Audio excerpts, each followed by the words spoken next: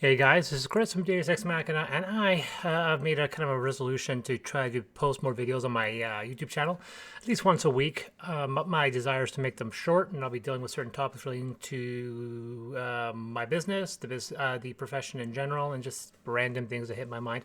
I was going to talk about certain aspects about the last few months regarding artificial intelligence, but I think I'll table that for now and talk about this post here by a friend of mine, Ben Riggs, which has, I guess you can say, has gone viral, at least within my circle, as about a dozen other friends have commented on it. I won't make a post about it because I haven't read it. I'm going to read it now because everyone's been talking about it, so I'm going to read it now.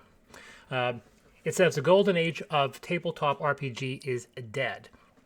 And a lot of people have some hot takes, and I will comment as I read it. We are watching a bright and special time in the TTRPG industry pass away before our eyes.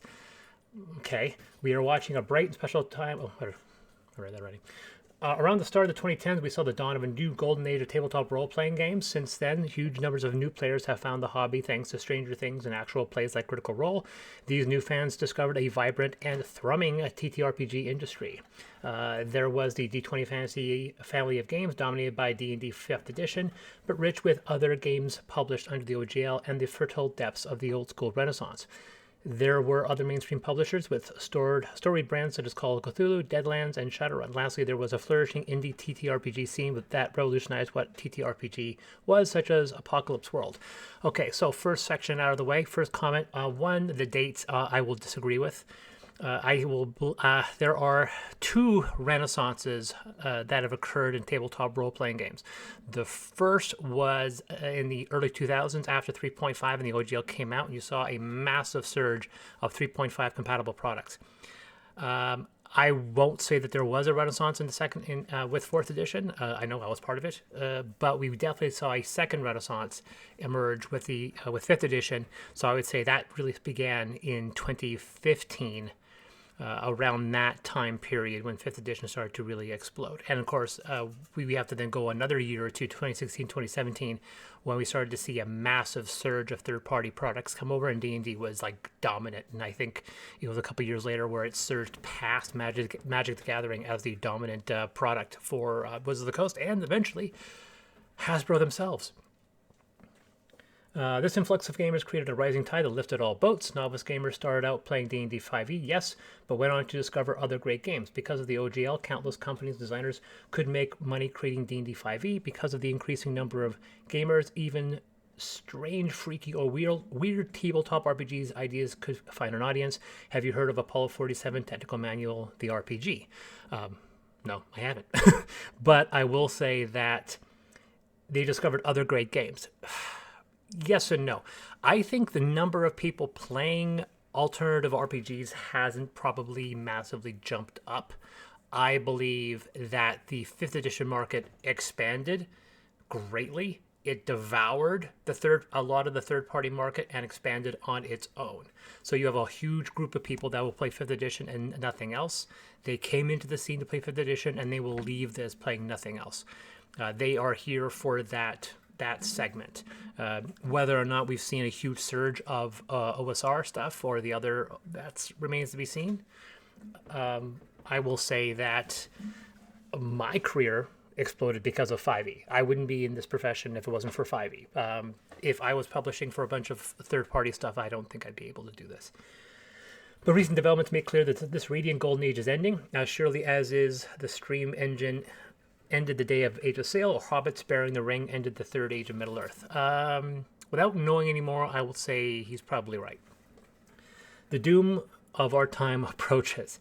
In the wake of the open gaming license scandal of past winter, a number of companies have successfully launched the TTRPG intended to move them past the possibility of Wizards of the Coast ever threatening their business ever again. Some of the games grossed millions in crowdfunding campaigns. All have been positively reviewed. Yes, and congratulations to those big companies being able to do that and successfully create an offshoot so they don't have to rely on that system. Everybody else, on the other hand, some cite the success of these games, which are intended to replace 5e content for the companies involved, as signs of the continued health and growth of the tabletop RPG industry. They are not. He is right. Rather, they are signs that the industry has peaked and may be about to enter a decline. He is right. Why? Let's hear it. After the open gaming license crisis of 2023, I became pessimistic about the damage attempt to kill the OGL had done to our hobby. Others told me that the result of the crisis would be the blooming of 1,000 flowers. Discouraged from them using 5th edition by Wizards of the Coast, attempt to kill the OGL, we would all get amazing new tabletop RPGs. Maybe every single one of those tabletop RPGs is going to be amazing. Maybe every one will be so captivating that lawns will go unmowed, pets unfed, and diapers unchanged because we are all busy playing one of those games. The problem is the tabletop RPG business is devilishly difficult. Only very rarely does the creation of a phenomenal game actually lead to financial success. Very true. And the death of the OGL and the creation of these games has fundamentally changed the industry in such a way that it'll be harder for these companies to make money in the future. A difficult business is about to become more difficult. Very true. Consider the state of the industry a mere 18 months ago. Countless publishers from MCDM to Koville Press to Wizards of the Coast were all making 5e material. It was easy to purchase products from multiple publishers because if you were running a 5e game, you could use the work of all these companies at your table. This made it easier for companies to share customers. True. The new tabletop RPG birthed by the OGL crisis are about to make that sort of customer sharing much, much harder. MCDM is publishing a tabletop RPG where you can roll 2d6 to hit. Pathfinder 2nd Edition Remaster has no alignment and changed ability scores. Critical Role has dropped 5e like a dead cockroach and is playtesting its own new fantasy game, Daggerheart, which uses 2d12s, and a horror game named Candela Obscura. At the time of the recording, the MCDM published I think their campaign's winding down or it's done. I haven't followed it. My ADHD has been lasered in finishing the novel of Amethyst's third book, Hallowed Kingdom. It's gotten way bigger than it needs to be. And as a result, I haven't done. I also finishing Revelations and doing the rebuild. I have had too much on my mind to look at anybody else. And of course, there is the Rising Godzilla, that is 6th edition D&D, which scientists say will attack our shores in the spring of 2024. So far, there is no hint of an OGL for whatever that game will be. I need to stress people that this idea of 6th edition is still conjecture. Everyone's making an assumption. Let's stop that, please. The more we try to say 6th edition is happening, the more people will believe it is. And the next thing you know, it will be. Because I think Wizards of the Coast know at this point that there is, if they continue to fracture the industry, this is going to happen. I think 6th edition is probably a really bad idea, and I think a variation of 5th edition, a 5.5, is fine. But if they're going to then throw out 5th edition completely, the prophesied decline is going to get worse. The problem is 5e was just not a game. It was a massive community of players. Countless companies could thrive making products for that community. Correct. These new games are a shattering of that community. Instead of countless companies working to make your 5e game better, they are now asking you to become MCDM or Darrington Press or Paizo or D&D 6e players. We're entering an area of division, faction, and balkanization. That is 100% true. The companies are now asking fans to choose sides. It also means that it is going to become more difficult for them to share customers. How interested will a Pathfinder fan be in an MCDM product or 6th edition? History suggests these sorts of barriers depress sales. That is true. All this has happened before. That is also true. And he goes into an example here. Oh my God, this is long. Damn it, I'm going to be here longer than I wanted to be. I wanted to keep this short. In 1990, TSR, the first company to publish D&D, embarked on publishing settings after setting for the game. By 1997, over a dozen settings were sold by the company. Fans stopped being fans of D&D and instead became fans of a particular setting and would only buy products for that setting. In 1997, TSR was near death as setting releases had plummeted from the hundreds of thousands of copies in the 1980s to a mere 7,152, that's oddly specific, copies sold for the Birthright campaign, setting in its first year of release. D&D was only saved from a terrible fate by Wizards of the Coast and their fat sacks of cash. They purchased TSR in the summer of 1997. That's just facts. Some might say it is unfair to compare the different settings of the 90s to the different systems of today. Setting and systems are different after all. I do agree with the point. Switching systems is a bigger ask than switching settings. Therefore, this change should have a larger impact on sales. And it is all happening again. The TTRPG audience is fracturing at the seams and will hurt sales and growth. That is correct. But I don't think you need to go all the way back to the 1990s. All you need to look at is 2010 and 4th edition. 3.5 had an amalgam. 3.5 had a massive market that absorbed a crap ton. A lot of companies unfortunately went out of business. A bunch of companies pivoted to 3.5. Like what we saw with 5th edition with the OGL, exactly what happened with 3.5. It's a repeating of history. I don't think you need to go to the 1990s. You just need to go to the 2000s, 2003 to all the way to 2007 to see how 3.5 did it. And you had the same thing. This massive, and a lot of companies. Hell, Paizo, Cobalt, a lot of these companies, they got big on the feet of 3.5. They got bigger on part of 3.5, and it is important to remember that when 4th edition came out, they were all willing to jump on that bandwagon. However, there was a lot of evidence that something was going wrong very early in 2008, and by the time 4th edition came out, the writing was on the wall, and the GSL came out, that was a nail in the coffin, and that's when that splintering of that industry happened, and a lot of diminished sales and fracturing, and only the big names could survive. 5th edition comes out, it absorbs all of that community back. A lot of these companies start producing stuff. New companies, new juggernauts start coming out to emerge to compete because now they can produce stuff for 5th edition. So I think this is more of a repeat of what's happening when 4th edition came out. You can say that the 4th edition release is the same as that fraction of the OGL. Remember, the GSL came out and it was not popular. It was almost exactly the same thing that happened a year ago when they tried to recall the OGL. The GSL was meant to replace the OGL. This is a repeat of what we saw in 2010. And what we saw is a bunch of of big companies trying to compete, and then 4th edition D&D falling to kind of almost at one point Pathfinder overwhelming them. But I'll tell you, as a third-party publisher, it was a nightmare because you did not know who you should publish to. And so with like my 2014 Amethyst Kickstarter, I had to put Amethyst out for 5 different systems. And in the end, it still was not a huge moneymaker because the amount of work to convert the game to another system, there's no point putting it in physical print because you're not going to print multiple games in multiple systems. So that became a nightmare. So yeah, that was, I think personally, 1990 is a good comparison, but I think comparing this more to the replacing of 3.5 with 4th edition was a better one.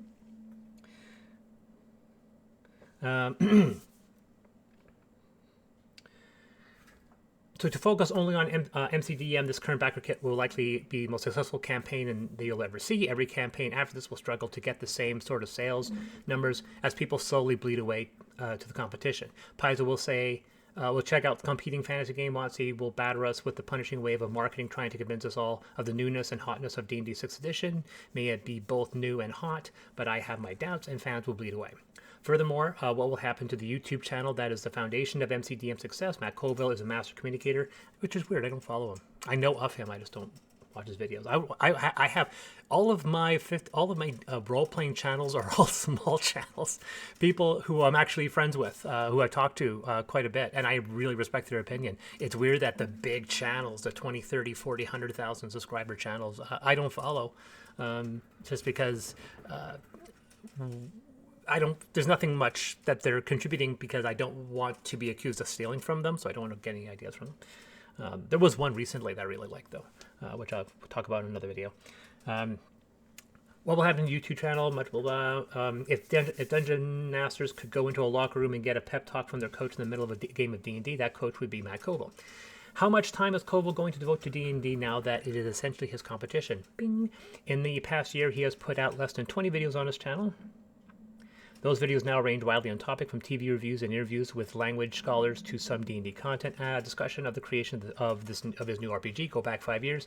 And Koville is putting out video after video after video of fantastic advice about running D&D. How to RPG, which used to be called How D&D, he struggles with this as well, and he's made comments to this effect.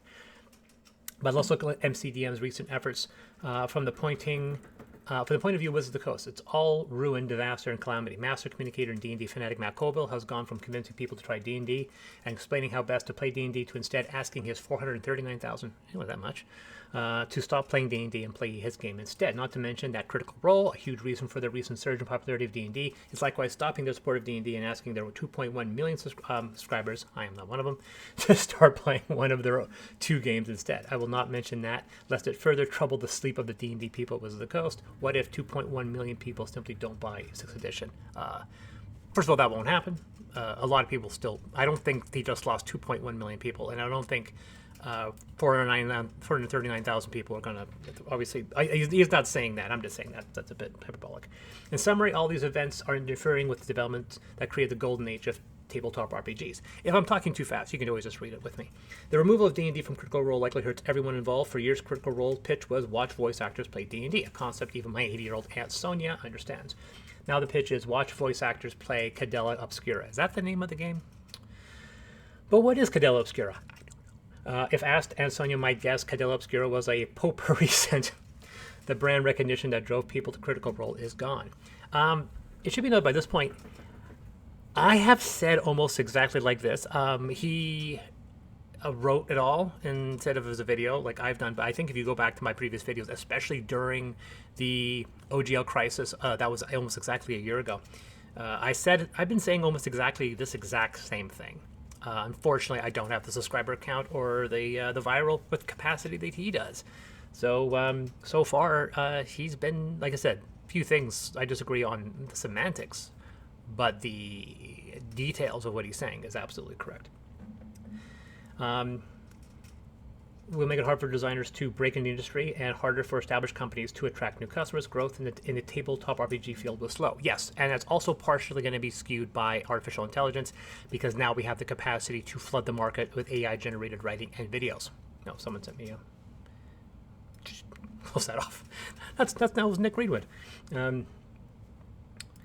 And if I'm right, and this is how the golden age of tabletop RPG dies, certain things follow naturally from these events. Here are my predictions, prophecies, that I may be held accountable for my rashness in writing all this down. I may be wrong, but if I'm right, the following things seem likely to pass. 6th edition will not do as well as 5th edition. Even more firings will follow. Wizards, which struggled to know what to do with D&D when it was a success, no Honor Among Thieves starter set really, will be flummoxed by what to do when it is perceived as a failure. No MCDM RPG or crowdfunding campaign will ever do better than its initial to fund its tabletop RPG. Kobold Press post-OGL game Tales to the Violent has been criticized for being too similar to 5e. For Kobold Press, I see two futures. Perhaps they will slowly bleed fans in the same way that MCDM will, but if D&D 6th edition is too different and people really don't want to move on from 5th edition, Kobold has positioned themselves to be the next Paizo, and Tales to the Violent the next Pathfinder. The frequency of $1 million tabletop RPG Kickstarters will decrease. True. Attendance at major gaming conventions will plateau. Not sure. Tabletop RPGs will become less interesting, less exciting, less creative, and despite all the new systems, it will grow less diverse as it becomes more harder to make money in a tabletop RPG community broken into factions. That is 100% correct. And so a golden age ends, sputters out. Unless something truly dramatic and game-changing hits the industry, what could change this grim future? I suppose a group of publishers coalescing around a single system might change matters, or something truly inconceivable. This is what I really hoped. I had hoped, and this is something else I said a year ago, that all these third-party companies would all join up and make one 5th edition clone to rule them all. And I was really angry that they didn't. I was really angry that they all made their own versions.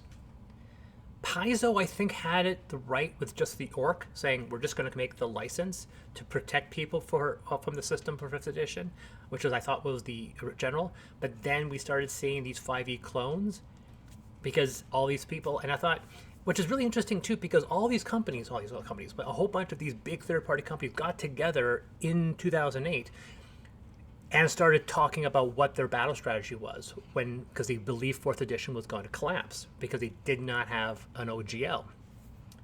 And they all went and did their own thing. Paizo went and did their own thing. Goodman Games went and did Dungeon Crawl Classics. And we're seeing it again. 6th edition OGL putting the rules in Creative Commons. After last month's blood sacrifice upon the altar of profitability, who has even left a wizard with the power and experience to advocate for such things? Okay, so final thoughts on this one, because now I'm actually in 19 minutes, and I wanted this to be under 10. So I think there's a couple ways around this. One, he's right. The COBOL, all these individual systems will not engulf, will not absorb the conglomerate. They will always be their own individual systems. They'll always carve out their own system. The only hope to get another renaissance, which is repeating what happened in 2003, repeating once again what happened in 2015 or 2016 with 5th edition, is unfortunately for D&D, because D&D is the name, it's the brand number, it's the only one that can do it, to create a policy and a system in place. I mean, they did it with 5th edition, and right now there isn't a lot of talking. So they have this potential, and I wish to God they listened to me, and they don't, because I don't think anyone's watched this video past this point. But I'll tell you this: if they decide we are going to put out 6th edition, but it's going to be Creative Commons, it's going to be completely free, we're going to have a storefront, and everybody's going to be allowed to work for this system. It's going to be the system to rule them all, and they know how to make that happen, which means community, which means bringing and creating that open sandbox for everyone to play in, and have a legal structure for them to do it. If they do that, they will annihilate the market, those competing systems, in exactly the same way as they did in 2003 and as they did in 2015. They did it twice, and they can do it a third time, and only they can do it. Anyway, guys, that was it. I swore to God I was going to make these so long, but this was obviously a lot longer. I'll get to talking about something else next week, something maybe more controversial.